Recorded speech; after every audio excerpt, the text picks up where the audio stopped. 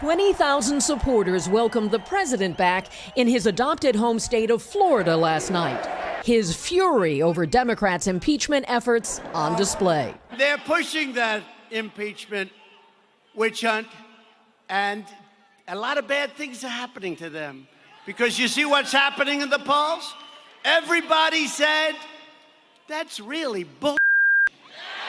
Tonight, new scrutiny on the president's personal lawyer, Rudy Giuliani, who reportedly sought six-figure business contracts for his firm with the Ukrainian prosecutor and the Ukrainian Justice Ministry earlier this year. Personal business for Giuliani while he was working with that prosecutor to investigate the Biden's activities in Ukraine to help President Trump.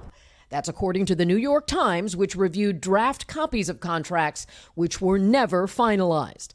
Last weekend on Fox, Giuliani denying making money there. Let me make clear. Yeah, real quick. I have no business interest in the Ukraine. The new report comes as the president tried to distance himself from his personal attorney, denying yesterday that he instructed Giuliani to investigate in Ukraine.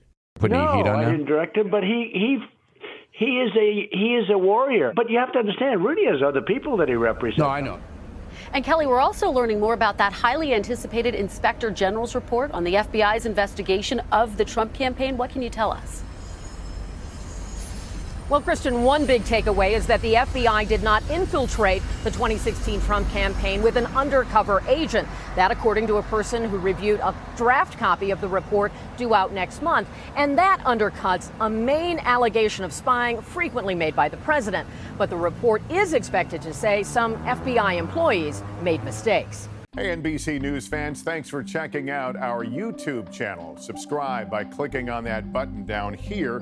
And click on any of the videos over here to watch the latest interviews, show highlights, and digital exclusives. Thanks for watching.